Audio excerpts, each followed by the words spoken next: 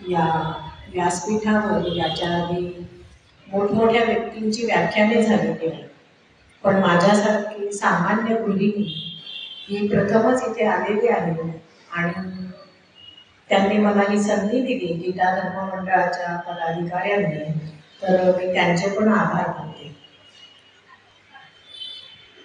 मी आता एक छोटीशी ओळ म्हणणार आहे गवळणची. दही दूध लोणी घागर भरुनी जाऊ कशी बाजारा. ही गवळण आपल्या सगळ्यांनाच माहिती आहे. दही दूध लोणी हे आपल्याला त्यावेळेस श्रीकृष्णापासून वाचवायचं असायचं,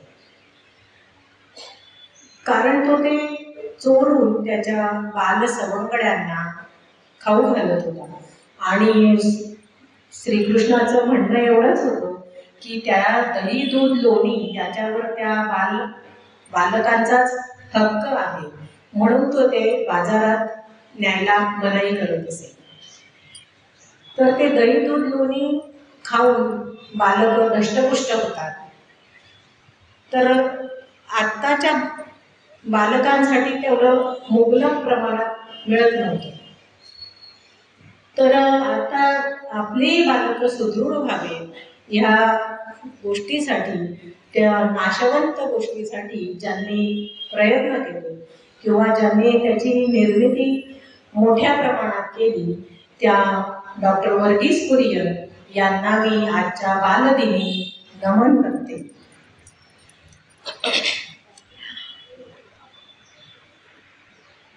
दूध आणि दुधाचं मक्तेदारी ही जरी आईकडे असली तरी दुधाचं पोषण करणं हे वडिलांचं काम आहे. आणि वडिलांनी ते कमवून आणणे आणि मुलांचं पालन पोषण करणे ही त्यांची जबाबदारी आहे. तर हेच काम डॉक्टर वर्गीस कुरियन यांनी दुधाचं जतन करून त्याचं थोडक्यात म्हणजे सेल्फ लाईफ वाढवणं आणि त्याची मुबलकताही वाढवणं, त्याविषयी आज आपण बोलणार आहोत. आज आपण जर बाजारात गेलो, छोट्या दुकानात, मॉलमध्ये किंवा किराणा दुकानामध्ये किंवा अगदीच काही नाही तर प्रत्येकाच्या घरात आणि घरातल्या फ्रीजमध्ये एक तरी अमूलचं प्रॉडक्ट आपल्याला दिसतंच. अमूलचं नाव घेतलं की आपल्याला अमूल बटर, चीज, लोणी, दही, दूध, आईस्क्रीम अशी भराभर अमूलच्या प्रॉडक्टची यादी आपल्या डोळ्यासमोरून जायला लागते. तर ह्या अमूलचे जनक, धवल क्रांतीचे प्रणेते म्हणजेच डॉक्टर वर्गीस कुरियन. आयुष्यामध्ये जर आपल्याला काही घडवून आणायचं असेल तर मूल्याधारित संघर्षाला पर्याय नसतो. आणि असा संघर्ष करणारे हे थोडेच असतात. त्यांच्या प्रखर किंवा तेजस्वी बुद्धीला रोखता येणं फार अवघड असतं. देशाभिमान किंवा देशभक्ती ह्या नुसत्या भावना नव्हे, तर त्या प्रगतीच्या दिशेने जाणाऱ्या पहिल्या पायऱ्या आहेत. यासाठीच देवाने निर्माण केलेलं व्यक्तिमत्व म्हणजेच डॉक्टर वर्गीस कुरियन. आपल्या देशामध्ये शेतकऱ्याच्या पाचवीलाच कायमच दुष्काळ असतो पुजलेला. तो कायम ओला दुष्काळ किंवा सुखा दुष्काळ याने पीडित असतो. तर यांनी शेतकऱ्याची ताकद ओळखून त्यांना एकत्र आणलं आणि त्यांची प्रगती कशी होईल हे त्यांनी बघितलं. आपला देश हा नेहमीच दहशतीला तोंड देणारा आहे. तो कधीच कोलमडून पडत नाही. कधीही काही झालं तरी लगेच आपल्या महाराष्ट्राचीच राजधानी जी मुंबई आहे तिथे जरी काही झालं तर ती सतत धावतच असते. तसा आपला देश हा कधी कोलमडून पडत नाही. जाती धर्माच्या पलीकडे जाऊन समष्टीच्या कल्याणासाठी जे कार्य उभं केलं जातं ते कार्य डॉक्टर कुरियन यांनी अगदी प्रखरपणे पुढे नेलं. डॉक्टर कुरियन यांचा जन्म केरळ राज्यात कालिकत इथे झाला. त्यांचा जन्म 26 नोव्हेंबर 1921 रोजी झाला आणि 4 भावंडांमध्ये ते 3ऱ्या नंबरवर होते. त्यांचे वडील त्यावेळेस सिव्हिल सर्जन होते आणि आई सुद्धा उच्च शिक्षित होत्या. त्यांचं प्राथमिक शिक्षण हे कालिकतमध्ये झालं आणि आपण 10वी किंवा 11वी 12वी आपलं 16-17 वर्षाचं वय होऊन जातं, पण ते 14व्या वर्षीच त्यांनी प्राथमिक शिक्षण पूर्ण केलं आणि मद्रास त्यावेळेचे म्हणजे आत्ताचं चेन्नई तिथे त्यांनी शास्त्र शाखेमध्ये प्रवेश घेऊन BSc पूर्ण केलं. त्यानंतर त्यांनी गिंडीच्या महाविद्यालयातून अभियांत्रिकीचं शिक्षण पूर्ण केलं आणि सरकारची शिष्यवृत्ती मिळवून मिशिगन विद्यापीठातून न्यूक्लिअर फिजिक्स मधून त्यांनी शिक्षण घेतलं आणि 1948 मध्ये ते भारतात परत आले. भारतात आल्यानंतर सरकारच्या नियमानुसार त्यांना 5 वर्ष सक्तीचं म्हणजे शिष्यवृत्ती मिळवल्यामुळे त्यांना सक्तीची 5 वर्ष सरकारी नोकरी करणं भाग होतं आणि मग त्यांची नोकरी गुजरातमधील आनंद या खेड्यामध्ये नियुक्त केलं गेलं त्यांना. तिथे सरकारी साय संशोधन केंद्र होतं आणि त्या केंद्रामध्ये दुधाची भुकटी बनवण्याचं काम चालत असत. तसं बघितलं तर दुधाची भुकटी ही बनतच नव्हती, ते सरकारी असल्यामुळे ते असंही चालत नव्हतं. पण डॉक्टर कुरियन यांची नोकरी तिथे सुरू झाली आणि त्यांनी पण ते प्रयत्न केले आणि दुधाची भुकटी बनवायला सुरुवात केली. आता भुकटी बनवल्यावर साहजिकच त्याला तसा ग्राहक पण शोधला पाहिजे, नाहीतर नुसतं बनवून उपयोग नाहीये. म्हणून त्यांनी बिस्किट उत्पादकासारखा ग्राहक पण शोधला. अशा प्रकारे ते साय संशोधन केंद्र सुरू झालं आणि त्या साय संशोधन केंद्राचा एक काळोखा भाग होता की जिथे काही काम चालत नसेल. तो त्यावेळेस कैरा जिल्हा दूध उत्पादक संघ जो होता त्यांनी तो भाडेतत्वावर घेतला होता आणि कैरा जिल्हा दूध उत्पादक संघ त्रिभुवनदास पटेल यांच्या मार्गदर्शनाखाली काम करीत असते. कैरा दूध संघाची यंत्रणा ही अधूनमधून सातत्यानं बंद पडत असे आणि मग त्रिभुवनदास पटेल डॉक्टर कुरियन यांना बोलवून देत असत आणि यंत्रणा सुरू करत असत. असं वारंवार घडत असताना डॉक्टर कुरियन यांनी त्रिभुवनदास पटेल यांना सल्ला दिला की तुम्ही नवीन यंत्रसामग्री बसवा आणि प्लेट पाश्चरायझर सारखी यंत्रणा तुम्ही सुरू करा. तर डॉक्टर कुरियन यांच्या सल्ल्यानुसार त्रिभुवनदास पटेल यांनी नवीन यंत्रसामग्री बसवली. पण मग आता नवीन यंत्रसामग्री बसवायला तितक्याच ताकदीचा इंजिनियर पण हवा होता आणि डॉक्टर कुरियन ह्या नोकरीला पण कंटाळले होते. त्यांनी राजीनामा दिलाच होता तिथे. त्याच संधीचा फायदा घेऊन त्रिभुवनदास पटेल यांनी डॉक्टर कुरियन यांना 2 महिन्यासाठी 600 रुपये महिना वेतन होतं त्यावेळेस, तर 2 महिन्यासाठी त्यांनी त्यांना नियुक्त केलं आणि ती यंत्रणा बसवून घेतली. तर 2 महिन्यासाठी नियुक्त केलेलं हे नातं पुढे आयुष्यभर वेगवेगळे विक्रम रचत गेलं. अशा पद्धतीने त्यांचं त्या आनंद गावाशी नातं जोडल्या गेलं. कैरा संस्थेच्या या सुरुवातीच्या काळात डॉक्टर कुरियन यांनी बऱ्याच संकटांना तोंड दिलं. मग ते म्हशीच्या दुधाचं उन्हाळ्यापेक्षा हिवाळ्यात जास्त उत्पादन असो किंवा दुधावर होणारे आरोप असो, त्यांनी त्यातून नाविन्यपूर्णपणे तोडगे काढले आणि ते यशस्वी झाले. हिवाळ्यामध्ये जे उत्पन्न जास्त होतं दुधाचं, मग त्याचं काय करायचं तर त्याची ते भुकटी तयार करू लागली आणि त्यावेळेस मुंबई शहराला दुधाचा खूप तुटवडा होता आणि ती बुट्टी मुंबई शहराला पुरवली जाऊ लागली. याच दरम्यान त्यांना दुधाचा स्वर्ग ज्याला म्हणतात ते न्यूझीलंड येथे 5 महिन्यासाठी प्रशिक्षण देण्यासाठी त्यांना तिथे पाठवण्यात आले.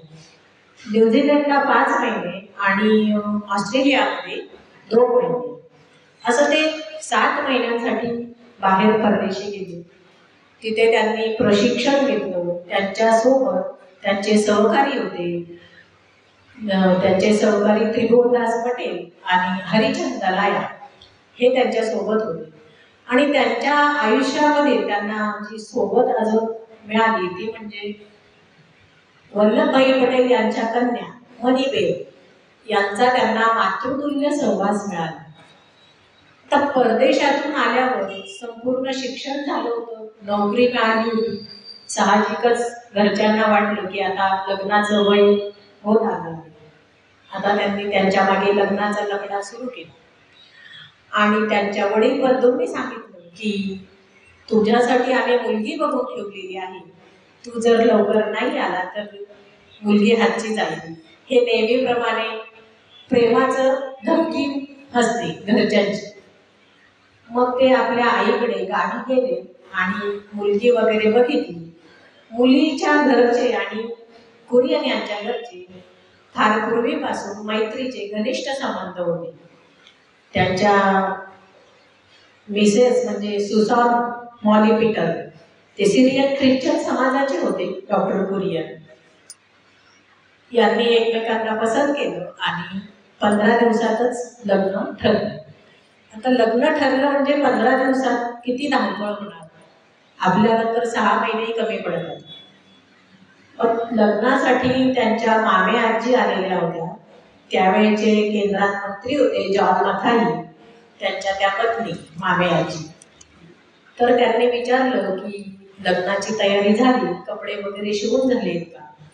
तर यांनी साहजिक उत्तर दिलं, माझ्याकडे कपडे आहेत, मी अमेरिकेला असताना एक सूट शिवला होता, तोच मी घालणार आहे.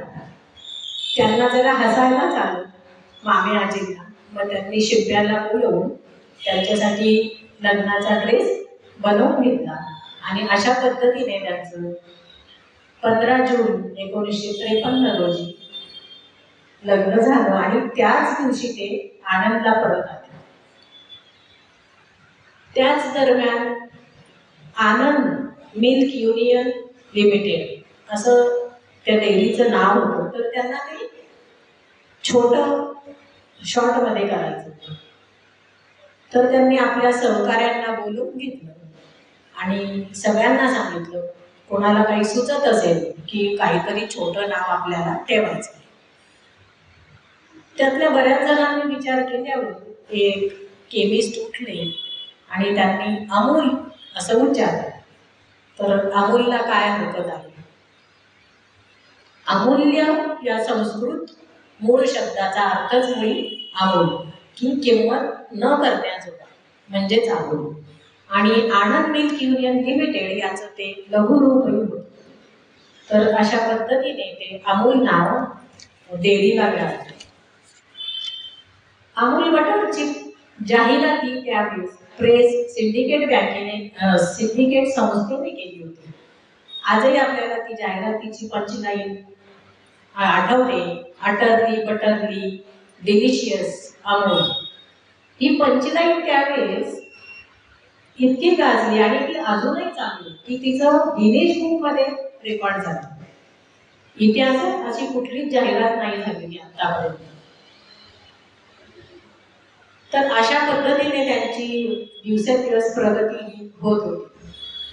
सहकारी संस्थेच्या व्यापारात गुंतत असताना त्यांची नाळ ही शेतकऱ्यांशी खूप घट्ट जुळत गेली आणि त्यांना सतत ते शेतकऱ्यांचा विचार करत राहिले की त्यांना जास्तीत जास्त उत्पादन कसं मिळेल.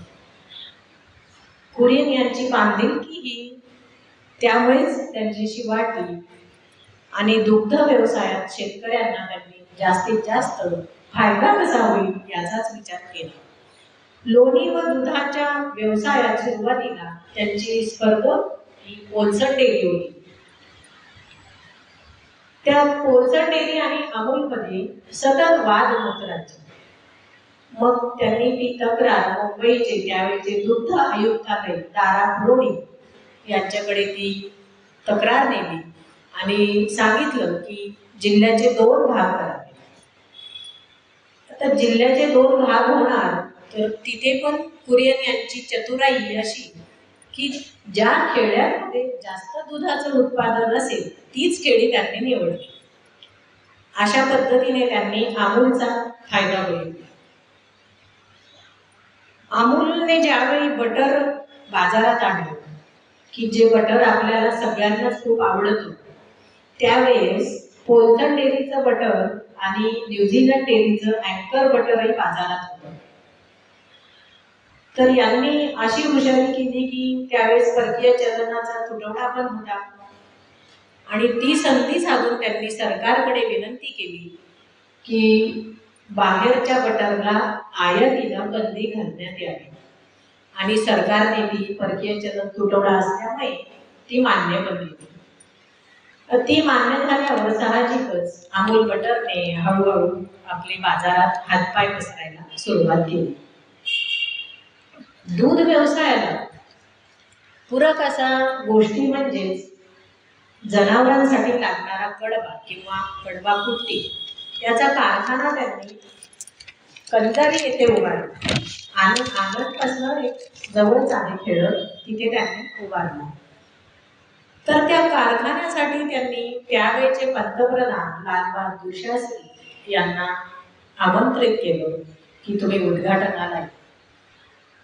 तर लालबहादूर शास्त्रींनी एक अट घातली की मी उद्घाटनाला येणार, पण माझी एक अट आहे, मी कुठल्या गेस्ट हाऊसवर थांबणार नाही किंवा मी कुरियन साहेबांच्या घरी थांबणार नाही. मी खेड्यातल्या एका छोट्याशा शेतकऱ्याच्या घरी थांबेन. आता पंतप्रधानांची सुरक्षा म्हटलं की पोलिसांचा ताफा आला, 200-300 पोलीस आणि खेड्याची लोकवस्तीच मुळात 300-400 होती. तर यातनं काहीतरी मार्ग काढायचा म्हणून ती गोष्टच मुळात गुप्त ठेवण्यात आली की ती बाहेर सांगायचीच नाही. आणि अशा पद्धतीने त्यांनी तिथलं एक अजरपूर नावाचं खेड निवडलं. त्या खेड्यातला एक रमणभाई पंजाभाई पटेल या शेतकऱ्याची निवड केली आणि त्याला सांगितलं की तुझ्याकडे 2 पाहुणे येणार आहेत, परदेशी पाहुणे येणार आहेत, तू फक्त त्यांची व्यवस्था व्यवस्थित ठेवायची, बाकी काही करायचं नाही. जे तुम्ही जेवणार आहात तेच जेवण त्यांना हवंय, फक्त घराची टापटीप ठेवा. पण नंतर त्या शेतकऱ्याला कळलं की परदेशी पाहुणे नसून आपल्या देशाचे पंतप्रधान आपल्याकडे येणार आहेत. तर तो खूप घाबरला, रडकुंडीला आला. पण कुरियन यांनी त्याची समजूत घेतली आणि शास्त्रीजी त्यांच्या घरी मुक्कामाला. शास्त्रीजींनी नेहमीसारखं त्यांचंच जेवण वगैरे घेतलं आणि रात्री 2 वाजेपर्यंत सगळ्या शेतकऱ्यांशी गप्पा मारल्या.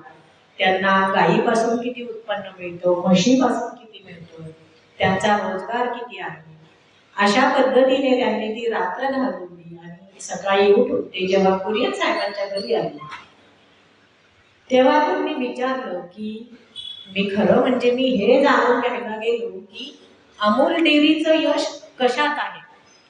आज देशातल्या सगळ्या डेअऱ्या ह्या तोट्यात चाललेल्या असताना अमूल डेअरी एवढी नफ्यात कशी चालू.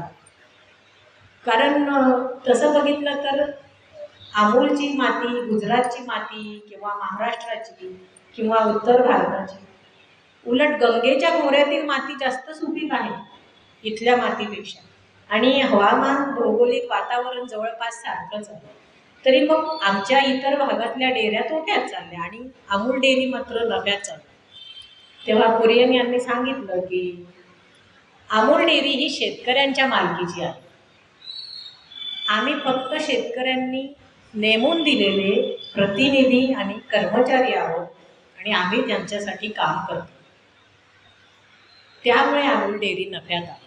मग शास्त्रीजींनी त्यांना सांगितलं की तुम्ही आनंदच्याच प्रतिकृती प्रत्येक राज्यात निर्माण करावी. त्यासाठी त्यांनी अट अशी घातली कुरियन साहेबांनी की मी सरकारी नोकर बनून राहणार नाही, मी शेतकऱ्याचंच प्रतिनिधित्व करेन.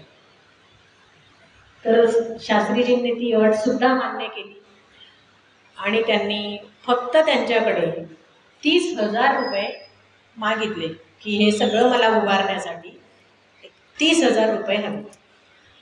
त्यावेळेस शास्त्रीजींसोबत त्यावेळेचे कृषी मंत्री कृषी मंत्री सी सुब्रमण्यम आलेले होते. तर ते अगदी हसायलाच लागले, एवढ्या सगळ्या डेअऱ्या उभ्या करायच्या आणि तुम्हाला फक्त 30,000. मला असं वाटलं की 30 कोटी किंवा 300 कोटी तुम्ही मागणार आहात. ते म्हटले मला फक्त 30,000ची गरज आहे. आणि त्यांनी ते काम सुरू केलं. अशा पद्धतीने त्यांनी कुरियन साहेबांच्या नेतृत्वाखाली नॅशनल डेअरी डेव्हलपमेंट बोर्ड म्हणजेच NDDBची स्थापना झाली. आणि ही स्थापना झाल्यानंतर त्यांनी अमूलचाच पैसा वापरला आणि या स्थापनेमुळे सरकारी नोकरशाहांना ते काही आवडलं नव्हतं आणि त्यामुळे त्यांना जो 30,000चा निधी मिळणार होता तो सुद्धा त्यांना मिळाला नाही. NDDBच्या कामासाठी त्यांना कुठलंही वेतन मिळणार नव्हतं आणि अमूलचेच कर्मचारी ते सगळं काम बघणार होते. NDDBसाठी त्यांनी भरपूर कष्ट घेतले आणि 30 वर्ष ते NDDBचे अध्यक्ष होते.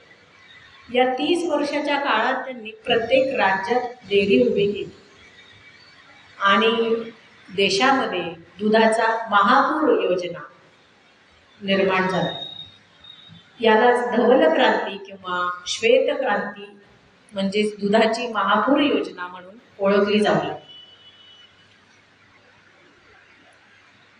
तर असंच आपलं भारत आणि चीन युद्ध ज्यावेळेस झालं 1962ला, त्यावेळेस त्यांना दिल्लीला बोलावण्यात आलं आणि तिथे लष्कराचे अधिकारी जे होते शिवरामन ते सुद्धा आले होते आणि त्यांनी विचारलं की तुम्ही आमच्या लष्करासाठी किती टन दूध भुकटी देऊ शकता. मग त्यांनी सांगितलं की मी 1,000 टन देऊ शकतो. शिवरामन यांनी सांगितलं आम्हाला एवढी पुरणार नाही. मग हे म्हटले मी 1,500 देईन. तरी पण शिवरामन म्हटले की तेवढ्याने आम्हाला भागणार नाही, तर आम्हाला 2,750 टन एवढी भुकटी आम्हाला हवी आहे, तुम्ही तेवढा पुरवठा करणार आहात का. थोडासा विचार करून किंवा काही आकडेमोड करून कुरियन यांनी सांगितलं की मी तुम्हाला 6 महिन्यात तेवढी भुकटी पुरवेल. आणखी दुसरे अधिकारी होते तिथे, त्यांनी थोडासा आक्षेप घेतला की यांच्या शब्दावर तुम्ही विश्वास ठेवताय, पण होईल का एवढं, जिथे ते आधी 1,000 म्हटले आणि आता सगळं. तर शिवरामन यांनी त्यांना आश्वासित केलं की कुरियन साहेबांचा शब्द म्हणजे शब्द असतो, ते तुम्हाला देणार. अशा पद्धतीने त्यांनी लष्करासाठी किंवा आपल्या देशासाठी पण सेवा केली. 1960च्या दशकामध्ये ज्यावेळेस अमेरिकेच्या सुप्रसिद्ध अर्थतज्ञ बार्बरा वॉर्ड या आनंदला भेट द्यायला आल्या होत्या. त्या बाईंचा अभ्यास खूप होता, कारण त्यांची श्रद्धा होती की नैसर्गिक साधन संपत्ती वापरून आपण गरिबी घालवू शकतो, पण त्यासाठी श्रीमंत नशीबवान लोक जे आहेत त्यांचा सहभाग हवा आणि गरीब आणि शोषितांनी थोडा संयम दाखवा. त्यांच्या विचारांनी कुरियन साहेब प्रभावित झाले आणि त्यांनी आनंदतर्फे ते सुद्धा काम सुरू केलं.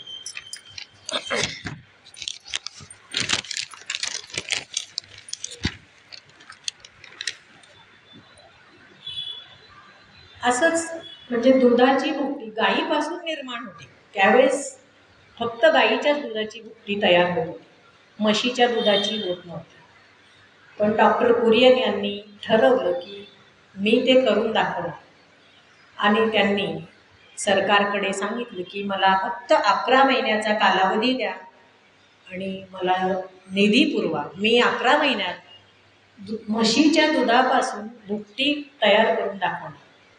आणि त्यांनी तो शब्दही पाळला आणि म्हशीच्या दुधापासून भुकटी तयार करण्याचा कारखानाही सुरू केला. त्या कारखान्याच्या उद्घाटनासाठी त्यावेळचे पंतप्रधान पंडित नेहरू आणि इंदिरा गांधी हे दोघंही आले होते. आणि त्यांनी तो कारखाना अगदी जवळून बारकाईने निरखून बघितला आणि सांगितलं की जगातला पहिला कारखाना म्हशीच्या दुधापासून भुकटी बनवण्याचा जगातील पहिला आणि कारखाना आहे. तर नेहरूजी इतके भारावले की त्यांनी कुरियन साहेबांना मिठी मारली आणि सांगितले की असाध्य ते साध्य करायला धडाडीने पुढे जाणारी तुमच्यासारखी माणसं या देशामध्ये आहेत, म्हणून मला याचा खूप अभिमान वाटतो.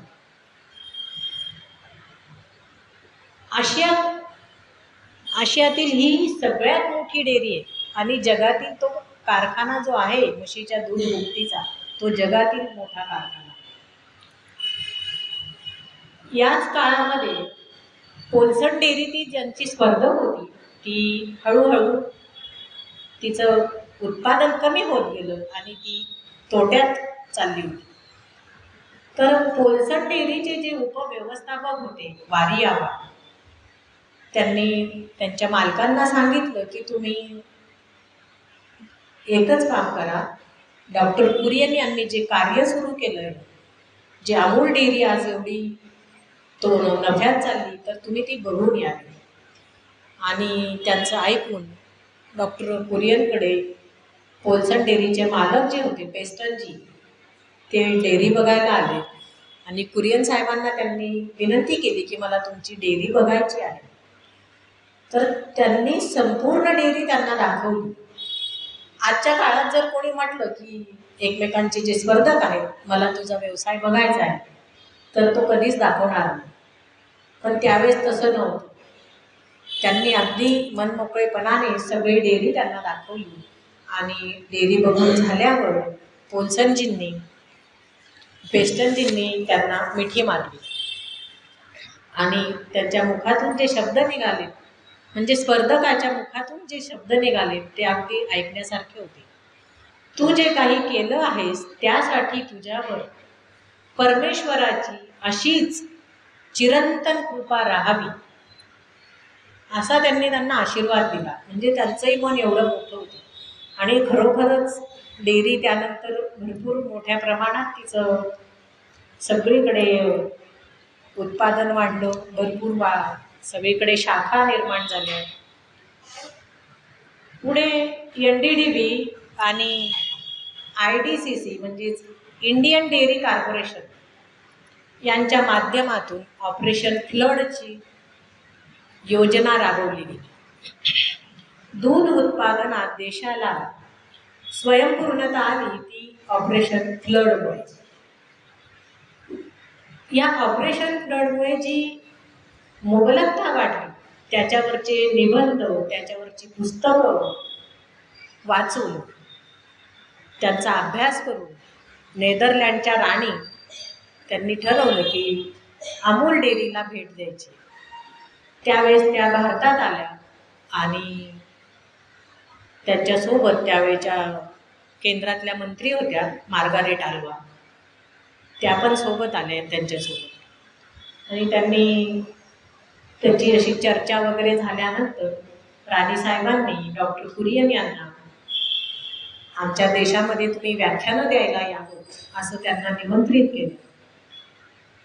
आणि मग त्यांच्या चर्चा चालू असताना मार्गारेट आल्वा यांनी हळूच विचारलं की राणीसाहेब, तुमच्या एक गोष्ट लक्षात आली का?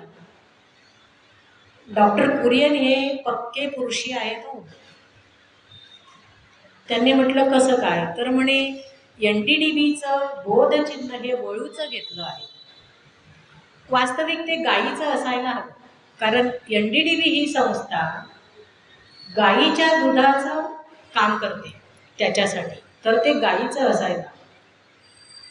त्यावर कुरियन यांनी अगदी मजेशीर उत्तर दिलं ते म्हटले, बाईसाहेब, वळूच नसेल तर दूध कुठून येणार? असं त्यांनी छान उत्तर दिलं. तर अशा पद्धतीने त्यांचं कार्य जोरात सुरू होतं. आणि आनंद आणि अमोल ही जरी त्यांची कर्मभूमी असली तरी त्यांनी गुजरातमध्ये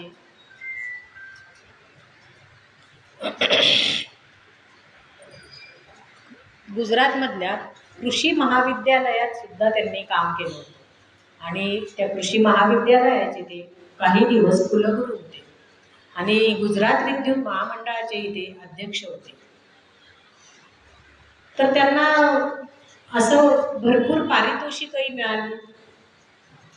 त्यांचं कार्य इतकं मोठं आहे की 3-4 तास जरी बोललो आपण तरी ते न संपण्यासारखंच आहे. तर त्यांच्या कार्यासाठी त्यांना 1963 मध्ये रामन मॅगसेसे पुरस्कार हा त्रिभुवनदास पटेल आणि दारा कुरोडी यांच्या तिघांमध्ये तो विभागून मिळाला. त्यानंतर त्यांना 65 मध्ये पद्मश्री पुरस्काराने सन्मानित करण्यात आले. नंतर 66 ला पद्मभूषण पुरस्काराने सन्मानित करण्यात आले. त्यानंतर डॉक्टरेट ऑफ लॉ ग्लासगो विद्यापीठातर्फे देण्यात आले. आणि 86 मध्ये कृषीरत्न हे पारितोषिकही मिळाले. कार्नेजी फाउंडेशन तर्फे वॉटर पीस प्राइज हा पुरस्कारही मिळाला. नंतर वर्ल्ड फूड प्राइज हा पुरस्कार सुद्धा त्यांना मिळाला. नंतर 93 मध्ये dairy man of the year या पुरस्काराने त्यांना सन्मानित करण्यात आले. 1990 मध्ये त्यांना हरिद्वारच्या स्वामी सत्वमित्रानंद यांच्यातर्फे समन्वय पुरस्कार देण्यात आला.